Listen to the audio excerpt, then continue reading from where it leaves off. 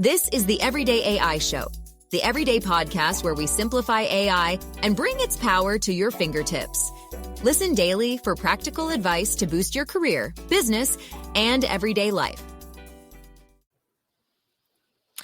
Will AI end up being more creative than humans? That's one of the things that we're going to talk about today on Everyday AI. This is your daily live stream, podcast, and newsletter where we help everyday people like you and me not just understand all that's going on in the world of AI, but how to actually use it. And Travis, our guest today, is going to be talking about that as well. Travis Hawks, he is the director and co-founder of Lunar Speedboat Productions. Travis, thanks for jumping on the show. Good to be a part of it, man. It's good to see you again. I'm excited. Let's do this. Let's get into it. All right, let's do it. So before we talk about just how creative humans can be, AI can be, let's just remind everyone this is a live stream here. So Stephen joining us, but if you have a question for Travis or myself, feel free to leave a comment. We'll do our best to get to it. But let's first talk about what's happening in the world of AI news. So AI 21 Labs, they just released a study saying 32% of people can't tell the difference between a human and a bot. So they have this little game. It takes 2 minutes and you chat with what you don't know is on the other end. It's either a human or bot. 32% of people failed, myself included. I'm going to share my example in the newsletter today. But Travis, what do you think of this? Is 32%? Are you surprised by that figure? Dude, that's actually a lot, man. When you think about it, that's a decent amount. I think I'm curious to see how you panned out. I'm curious to try it myself, just because I feel like that's one thing where everybody comes in thinking they got it. Everybody thinks they come in smart, and yeah, 32% is not small. Oh, I failed terribly. Yeah. So we'll include that in the newsletter. Cool. So the NVIDIA CEO obviously made a lot of headlines when he publicly spoke at a graduation recently. But one of the things that he said is talking about the future of work and saying that AI won't steal jobs, but someone who's an expert at AI will. Travis, what's your take on that? Is AI itself going to steal our jobs? I really don't. I mean, in the near future, I don't think so. I think a fellow Chicagoan, Michael Wilbon, always says on PTI, if you're scared, get a dog. Dude, I'm not trying to lose out to a machine. I remember in that Office episode with Dwight Schrute where he takes on the program and outsells it. I see it as a tool. I really do see the AI right now as a tool. Who knows where it's going to go? But yeah. But for right now, I definitely see it as a different kind of a hammer. And I also know that it can't influence empathy. It can't influence taste, what I like. It can predict, but anyways, I don't see it taking my job anytime soon. All right, we'll see. I think I'm going to save all my hot takes for when I finally start posting on Twitter after being a user for 16 years. All right, so moving on, another getting into video. So a pretty large company called StoryKit, they just announced a new tool that's going to allow text to video, but specifically for SEO-ready video campaigns, where you type in a text prompt and it spits out a video that is SEO optimized. Thoughts, Travis? That text to video is really fascinating because on one hand, you can give one sentence and it'll just run with it. I've been really trying with prompts lately to try to really figure out if I type in this Leviathan type prompt, I wonder what that's going to spit out. So I think that the more that you throw in, I'm curious to see what happens with regards to just prompts in general. The more you throw in, what do you get out of it? Whether or not it really drills down, or whether it skews off, or whether it only reads the first 3 sentences and then ignores the next 6 paragraphs, that kind of a thing. That's where I land with prompting and that kind of a thing. Yeah, cool. Kind of one of the last stories as we get into your background here a little bit more, Travis, sure, is Runway, which is one of the leaders in kind of this generative AI space for video. So it was just announced that Google, as part of a $100 million funding round, has invested heavily into Runway. But it wasn't. I mean, yes, it was for the company, but it also seemed like it was a shot at Amazon and their web service, so AWS. Kind of Amazon had really been marketing that Runway was one of its customers for its cloud computing, AWS. Google invested a lot of money. So before we talk about Runway, Travis, what do you kind of think of just that battle of these huge companies saying like, no, use our service and we'll invest in you, so you do? I was about to say that's one of those good problems, getting too much money thrown at you. I'm not. I think the more money and the more attention that gets put into things like Runway, like it will just. I think it's just going to get better. I don't know if anybody else that's listening has dove in on Runway and their like whole YouTube channel, but their tutorials are fantastic, and that's how I came up, man. I didn't go to film school to do what I do. I went to law school for a little while, then dropped out. So I've had to learn online how to do what I do, and Runway has been a fantastic way to do it. So I'm glad that they're just getting clout thrown at them, whether it's money or hits or likes or whatever. But it's one of those things where if you see companies competing, there's noise being made, and that's pretty good. Absolutely.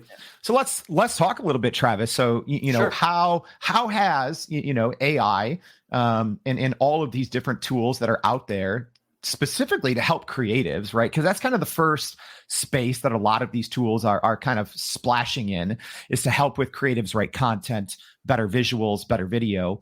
How has that played a role in kind of your career specifically of recently? Yeah. So I jumped in on Midjourney and Dall-E 2 after a great friend and a great architect, his name's Steve Corliss. I think he just jumped on here. After he put me onto it, I figured out like, oh man, you can just make stuff up. And I think I just got back from Spain, and the first picture I made was the Sagrada La Familia, and I made it out of Sour Patch Kids. Like, like you can just kind of create, and you can just sort of have fun. And I think that there's a really fascinating way of like, this can imagine what isn't, and that's beautiful. But I think that all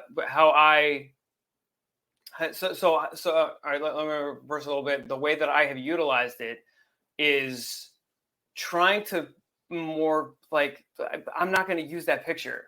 There's no way I'm not going to be able to apply that. So, but I can, sort of drill down and figure out what I need it for. Like, how can I, once again, like I saw somebody post in the comments, it's a different kind of hammer. I saw somebody on another one of your podcasts say, it's a springboard, man. It's a wrench. It's not a Rembrandt. It's a definite tool. So I have needed certain things that like didn't exist. So that's one way that I've used Midjourney and Dall-E 2. I had to use. So right now I'm a video producer at an American Stage Theater down in St. Petersburg, Florida, and it's a nice regional theater. And they're really letting me run with regards to video production and social media stuff, man. It's fascinating to be involved in like a really visual art, but understand that they don't usually utilize video the way that somebody with like even like a restaurant, like restaurant social media accounts are blowing up. But anyway, so this theater, man, we've needed to utilize like bringing from the past and throwing and bringing it to now. So I've had to make up images or like go get stuff that I might have to like pay for, like certain things, like if I wanted to get like a pixel art shot, or if I wanted to go and get like a stock image, something like that, man, I can kind of just go make that stuff. And that's one way that I've been able to utilize it. Yeah. So Travis, I'm going to share this on the screen now. So you sent me a photo that you kind of created. So just talk about kind of, first of all, what this photo is, and then just let's talk about what it means. Just for the average everyday person that they can go in and create things like this. So I'm gonna try to zoom in here. Oh, so this Jordan photo. So this is back to Lunar Speedboat Productions. So I'm a sneakerhead, and I'm a big fan of basketball. I don't know if anybody can see behind me, but I was able to use Runway and key out and like knock out the background of a lot of Jordan highlights. I was able to like kind of like dig in on stuff. And the reason why I wanted to share this is that although there are certain aspects of Runway that aren't like, elite yet, man, there are certain stuff there. The first day I tried Runway, I was able to key out, then bring in text behind somebody and then overlap that. So now it looks like there's text between me and my background. Like Runway is so fascinating to me. And then I've also seen, just to kind of like go off on a quick tangent, I've seen a lot of people like this kind of stuff where it's just an amalgamation of really cool shots. Like it's just fun screensaver stuff to put in the background while you're working, while you're sending emails. Like there's a lot of really great ways that people can just sort of, like I'm just at like go on a tangent and just make stuff up, man. So it's fascinating. And then once you drill down and get into prompts, which I'm getting more and more into, I was about to say this thing's only like 6 months old. I've been like, there's a lot to do, and it's, I really haven't even like scratched the surface. At least that's how I feel. I don't know how you feel. Yeah. I mean, you deal with this stuff like hourly, so I can't imagine how overwhelmed you get, man. Yeah. So Travis, you mentioned like just being able to create something, right? From nothing, and how valuable that is for people in a variety of roles, right? So you were saying like, hey, even at the theater I worked with, with your company. So right now, I'm kind of sharing on the screen Runway, which is something that we talked about in the news today. And then, Travis, you said that you're also using this as well. So kind of on the screen, if you're listening on the podcast, there's examples of different videos. And if you wouldn't know any better, you would think these are animations, something that teams had to create, things that visuals that in the past would have been either extremely expensive, would have taken people weeks, or large teams. But these are all things that you can push out in a matter of seconds or minutes just using text prompts to get these videos that we're sharing on the screen now. So Travis, talk a little bit just about how you're even using Runway, because I think we do on the show talk a lot about ChatGPT, and we talk about the image generators that, Midjourney, but Runway is really pushing, I think, in terms of just creativity in general. What are some ways that you've been using Runway, and how do you think the everyday person, maybe even if they're not in video production, can use something like this? I think if you want to get your idea across, if you just write it out, if you're just kind of like, you have to be kind of brave. You have to be sort of like, let's just see what happens here. And then if you like, for instance, I've seen people use it to portray their ideas and like in a like storyboard format. So obviously if it's going to be in a storyboard, man, that's PowerPoint. You can use that in any sort of like a presentation for anything that you'd need. You can just make like, just flex, just like say whatever you want. It's interesting to just like verbalize, talk about it, man, because you can make stuff up, man. And that's a really fascinating part to me, that you can sort of, go in and just build a house. My buddy Steve Corliss, he's an architect, and that's how he sort of came to it. And he has built cathedrals that like really don't have any right angles, man. And it's like, oh well, I guess that kind of looks like it could be built. Anyways, man, there's a whole I'm sure there are just a litany of industries that might only need like a microcosm of creativity, but if somebody in their team needs it, you can just sort of like pull on this lever. It's a fascinating thing, man. And what's fun for me, anyways, with regards to Runway, is that there's a lot of cool effects that you can use and then bring out what you've exported. Then you can bring that back into your video editing system like Premiere or Final Cut Pro. You can once again use it as a tool and sort of shave off an edge or knock out a background or color correct. Or I've seen stuff slow down, and that's utilizing an effect called optical flow, where it sort of like bridges one frame to the next. You know about optical flow? That's awesome. So anyways, man, So real quick, Travis, because you mentioned, you mentioned Steven, and we actually have a comment from Steven. So, and a lot of Good comments. stuff. So we're gonna go through these rapid fire. And if you do have any questions for Travis, please go ahead and drop them in the comments here. So Steven asked, curious if the different kind of hammer will make users build different products. How are these new tools making filmmakers rethink plots, stories, effects, and workflow to create films and movies? So Travis, what's your quick hot take on that?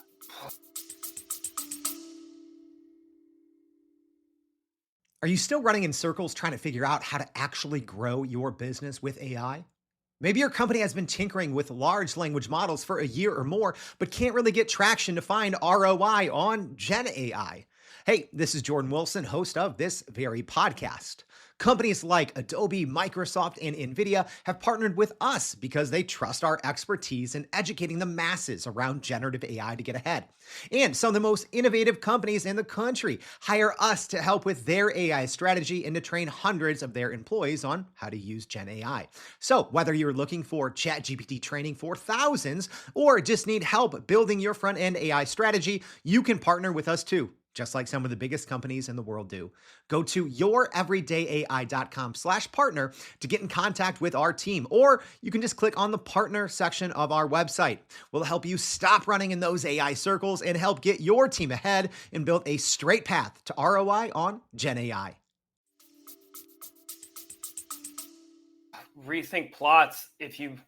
Sometimes if you type in a prompt in Dall-E 2 or Midjourney, it'll go off the deep end, and that's not anywhere near what I wanted, man. It takes a lot of you need some wrench time. I don't know if you've dove in on those, but you need some real wrench time to sort of nail something down. So sometimes that's good. Sometimes I can take you on a tangent where it'll lead you down a really cool idea for a story, man. But sometimes, it's like I said, man, it's not 100% yet. It is still a little clunky. You can tell that when you type in photorealistic, man, it's soft edges. It's kind of clunky. Does that person have another limb? Whatever, Yeah, the sixth finger always pops up. Yeah.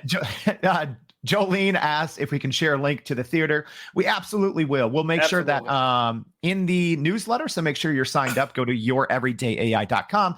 Every day we send out a newsletter kind of recapping what we talked about on the podcast with not just things that Travis is speaking about. So yes, we'll have a link, but also just other techniques and how the everyday person can learn from the show today. So Jolene, we will definitely have that in there. Lillian with a great question for Travis. Travis, have you used Photoshop generative AI feature? Lillian's staying on top of this. Shout out Lillian. She told me she was telling people about the show. Thanks for that. But Travis, this new Photoshop generative AI feature, brand new. It's been out for 5 days. Have you toyed around with that yet? I did it in preparation of this, man. I used it. I wiped away a peer in a photo, and yeah, it's cool. It's cool. The thing is that you need to once again, it's a tool. But it's not like an end all be all, man. You can't just stamp it and run away. You need to sort of sharpen things up. So for instance, with this, if I were to go out and generate the yellow submarine in this really cool shot, you might need to go in and then tweak the submarine because it might have I don't know, something coming off of a spire or an extra, flange or something like that. You can use it, and it's really that's such a. I wonder what Paul McCartney thinks of this photo. Yeah. So if you're listening on the podcast, I just shared a. Oh, sorry. Yeah, I should have described it. No, it's all good. I just shared a photo. This kind of went, Lillian's question about Photoshop generative AI feature. What that means is you can expand. You can expand on a photo and reimagine what the rest of the photo is, or what Travis is saying. Very very easily. Delete something in a photo, but have it do a fantastic job. So there's actually a lot of viral Twitter threads when this first came out. So this is, imagining what's happening outside of that famous Beatles, album cover where they're walking, on that famous road. So Abbey Road. Abbey Road there. So yeah, we'll share a lot more of those, but great question, Lillian. So we have another one here from Professor Muhammad. Always coming up with great questions for us. So thanks for tuning in every day. So asking, do you think it'll be possible to create ChatGPT movies by script mixed with existing characters, actors, and scenes just by sitting on a computer? Oh, that's a great question. Travis, you're doing this stuff daily. What do you think? Yeah, my fiance did this, man. She because her brother Ray, shout out to Ray, he's a coder, and he's neck deep in this, man. He's on your level. And he showed her ChatGPT, so she made a story. She'd hey, write a script about, I think it was a rose. Anyways, man, long story short, it made a script, and there are some really cool parts, but also it's predicting off of what's already been created. So there is something that's sort of rudimentary and not necessarily grandiose, not necessarily emotional. Although it taps into certain aspects, man. It does sort of like get parabolically close to it where it might not intersect, but bro, that's close. So I definitely think it's possible. But once again, there is a human element that is necessary. So, Yeah. you know, yeah, Yeah. you definitely can. My fiance did. And by the way, she's like the co-founder of Lunar Speedboat. So we both are sort of in on trying to produce. And that's what's real fun about, you know, obviously staying creative with your better half. But then once again, man, if even if somebody who doesn't have, like I would say I'm more on the creative side of our company. She's definitely the more logistical side and handles the stuff, you know, to keep the lights on, man, which is so great. But I think that even somebody that might not have as much of a creative input on something can saddle up and ride, man. Runway, Midjourney, ChatGPT, those are the apps that I use a lot. And it's a blast to just be able to create.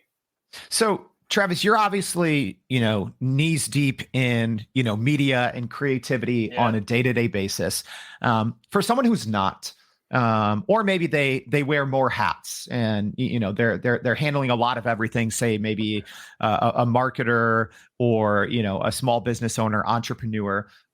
What's the most practical and easy advice that you can give to someone and how they can start using some of these tools to really push and enhance their creativity? If you just had to say, hey, start here and do this, what would you recommend or suggest?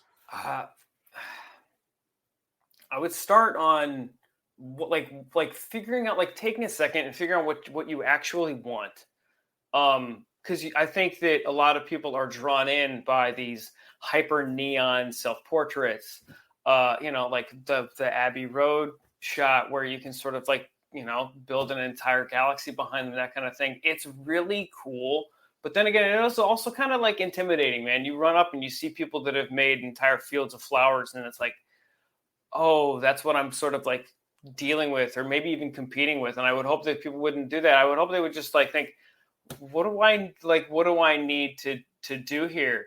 So I think that's one aspect. And then secondly, I think joining in on the conversation. Once again, man, the human element, you got to be able to talk to people about this stuff. I think that there's a lot of great Discords and Reddit threads and message boards, which I'm sure you're all plugged in on, man. Like there's a lot of ways to find, there's a lot of pathways towards getting what you want to do that you didn't know that you wanted to do. And that's just because other people have done it before.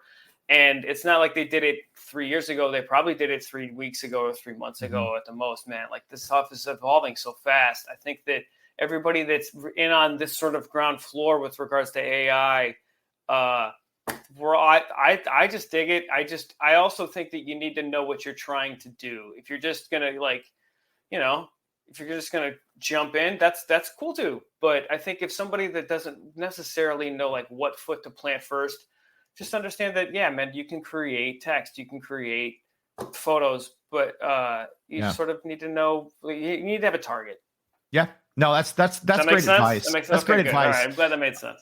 All right. So I never like to leave a question hanging. So real quick before we wrap up the show, Travis, another great question from Steven. So saying, is there a possibility that we enter an era of AI generated feedback loops where the content created is used as data for new content generation? And if so, will future generations lose innovation? This is such a great question from Steven. And just real quick before you answer that, Travis, I just want to give the everyday person some quick context. Sure. So all of these generative AI tools, so ChatGPT, you know, the Midjourneys that create images, Dall-E that creates images, everything is trained off of something that humans originally created, and these learning models learn it and ingest it, right? So it's kind of Steven's question that now, Travis, you can get to is what happens when now what the machines are learning off of are from AI generated content. So what's your thoughts? Man, my thoughts are that makes perfect sense, but I'm more curious about what you think, man. You're so plugged into this. I'm more curious about feedback loops and sort of what starts them. What do you know about feedback loops, man? Because I feel like there's certain aspects that I can understand, but man, I just create cool stuff, dude. I just try to get the shot, you know. I feel like you're really way more plugged in than I am with regards to this. Yeah, I'll give my hot take. Please, man. So my hot take on this is what we're getting now in terms of output from all of these tools, these chat GPTs, Midjourney for images. I'm not saying this is the height of it, but it's hard for me to imagine in 5 years from now that the output is going to be that much better, just from what kind of Steven said, just because there will be less and less original content out there for these machine learning models to be trained on. Not only this, but we're going to have a whole podcast separately in a deep dive on this one, but what this also means for the consumer, because I think when a lot of this AI content first hits, we're blown away because it's like the Beatles album cover. It's like, oh, we've never seen that. It's cool. And by the way, they made it in 6 seconds. What? Yeah.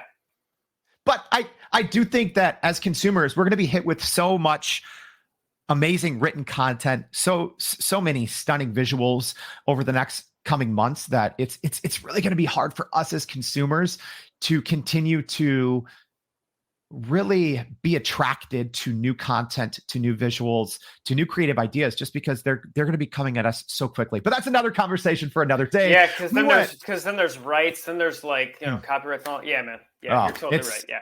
It's crazy. Travis, thank you so much for joining the show today. Really appreciate your time and tackling all these great questions that came along. So thank you for coming on the show. Dude, it's been a blast, man. It's great to see you, and hope to be on again soon. Yeah. All right. So real quick, as a reminder, please go to youreverydayai.com. And some people don't know this. This is a live show where we interact with the audience, but we also put every single episode out on podcasts. So make sure to check out your Spotify, Apple Podcasts, whatever. Please subscribe, leave us a rating, and tell us what you want to hear and see more of. So thank you for joining us. And we hope to see you back tomorrow and every day on Everyday AI. Thanks. And that's a wrap for today's edition of Everyday AI. Thanks for joining us. If you enjoyed this episode, please subscribe and leave us a rating. It helps keep us going. For a little more AI magic, visit youreverydayai.com and sign up to our daily newsletter so you don't get left behind. Go break some barriers, and we'll see you next time.